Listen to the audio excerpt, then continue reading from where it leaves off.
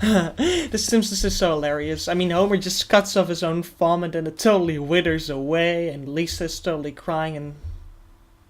Okay, that might not sound very Catholic, but this does. Now that I've defended the Exodus as real and historical, I thought I'd further defend Bible history. A lot of atheists have denied Mosaic and traditional authorship of the Bible. They've supported the documentary hypothesis to explain how the Torah was formed over time by being edited together by a series of redactors from originally independent sources. And this theory has sometimes been accepted by non-literalist Christians, but it is actually an atheist attempt to rob the Bible of credibility, divine origin, and inspiration. And if I may personally say so, I think it is a rather offensive theory, and I'll explain why later on. I don't think that it's objective or unbiased or neutral at all. It's just an atheist anti-Christian theory. I don't think it's a natural, logical conclusion from neutral secular scholarship at all. And they also use these to make most of Judaic history mythical and claim monotheism was a Babylonian exile novelty. Now, the Bible does describe the Jews as apostatizing a lot and committing polytheism many times, but these atheists pretended that was the default state of the Israelite culture and that Jewish monotheism didn't really start till Babylonian exile, although they claim that there were earlier roots to it in the 7th and 8th century BC. They've describe it as a very gradual transformation that was only ultimately successful during the Babylonian exile, or very shortly before that, making the majority of the Old Testament untrue. The Jews' history between 2000 BC and 600 BC is rendered mostly non-existent or totally misinterpreted, where we confirm the ancient Egyptian, Chinese, Hindu, Mesopotamian, Hittian, and Greek cultures and their histories. The history of the Jews has to be totally reworked and rendered meaningless by claiming that they were the ones apostatizing, that their religion was a novelty, that they never really had a golden age, that they had no distinct origin, and basically taking everything away that makes a nation's history special. Doesn't the excessive minimalism here on the Bible feel just a little bit biased? Instead of like objective and a central approach, it's just anti-biblical and especially anti-Jewish.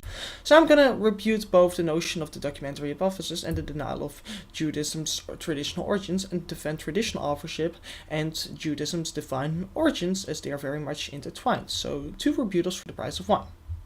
Although it probably takes up as much of your time anyway, so that sucks for you.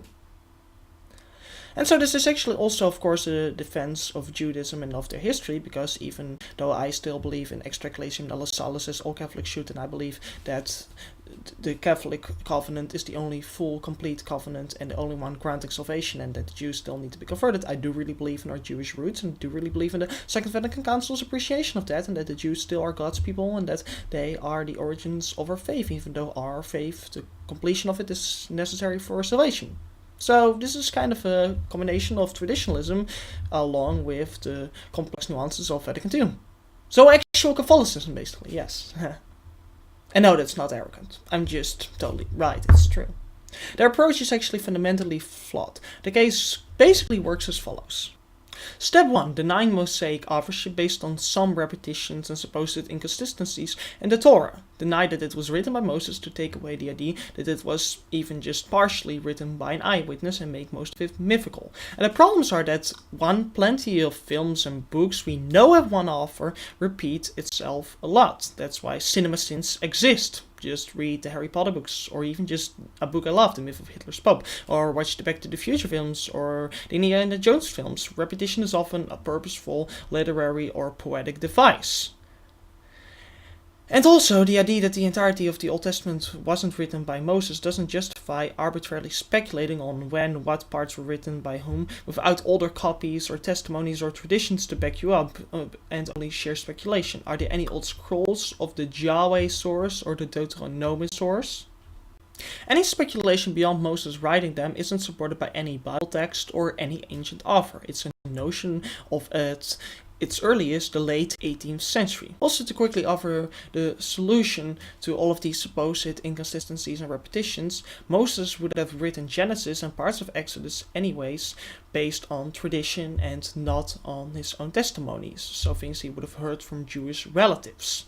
And also we can assume that Levites made translations and copies of it, which of course causes certain versions to mix, and maybe certain additions were made over centuries by the judges and the kings. So that really doesn't require this elaborate a theory on its composition. Step 2. State that the Torah was written in the 6th century to claim this is when Judaism started. And again, the problems are, if it was a mythical history from around 550 BC, it shouldn't be reliable before its latest about 750 BC. Yet it is. I think I've made my case why I think the Exodus was plausible and the 10 plagues really happened, but also with the reference to the Hittians and Egyptians demonstrate the Torah came from before at least 1000 BC. Also the reference to a more primitive and tribal society, a pre-monarchy period, the lack of mention of Babylonia and Assyria, the focus on the Philistines, the focus on the Canaanites, the focus on Edom, lack of mention of the Phoenicians, in the earlier parts a focus on the flood and Moses in the crib are both more familiar to 2000 BC to 1700 BC writers and are more Assyrian in origin than Babylonian. And my cat is really ruining this video, so I'm gonna take a Catholic approach to this and be gentle and understanding and try to reason with my cat. Shut up! Okay, all these things showcase a much earlier authorship. Hebrew existed since the time of Moses and before, so if the Torah is a later writing, please show me one of those early writings from the polytheistic time period. It's okay, you're just sad.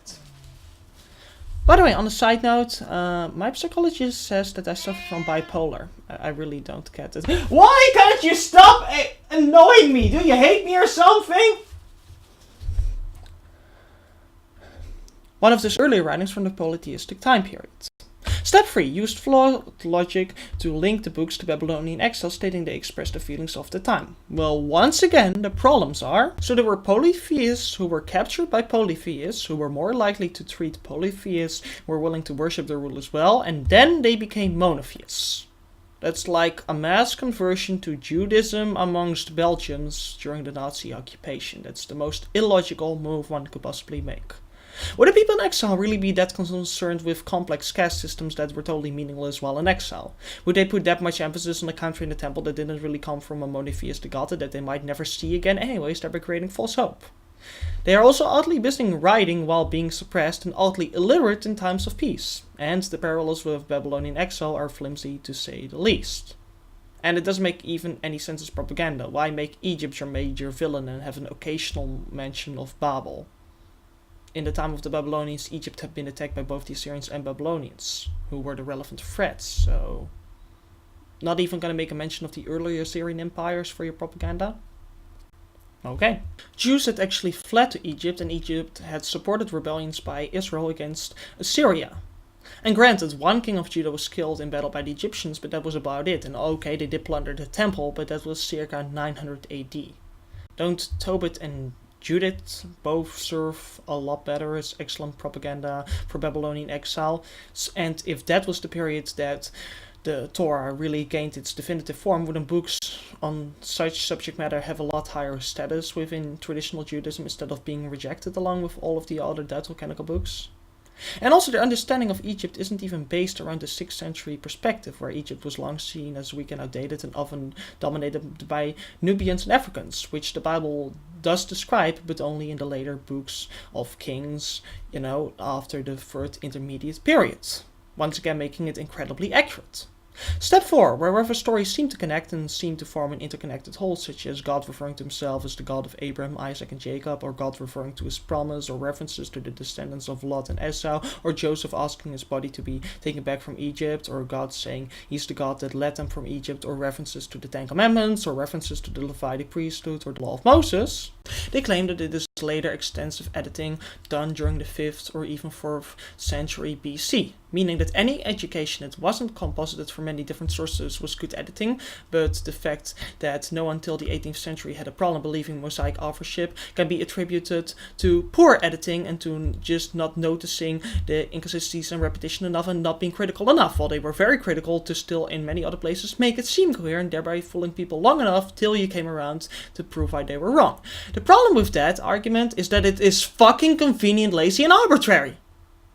Sorry, I should probably take an aspirin. But really! And step 5, play musical chairs with the order of events in the Bible to claim that it supports most Jews being polytheist, even though that described it as apostasy, and then claim that the Moses scroll from King Joshua was the Deuteronomist based on nothing. I don't really know why they decided that was the Deuteronomist source, when they claimed that was to explain Babylonian exile, even though King Joshua ruled before the Babylonian exile, so they had to once again, expand that theory by saying that the later parts of Kings were only composed during Babylonian exile, even though those books seem very cohesive, but so a lot of those books were actually only from one author or from a group, they can't decide, because this is totally not speculative or anything. No.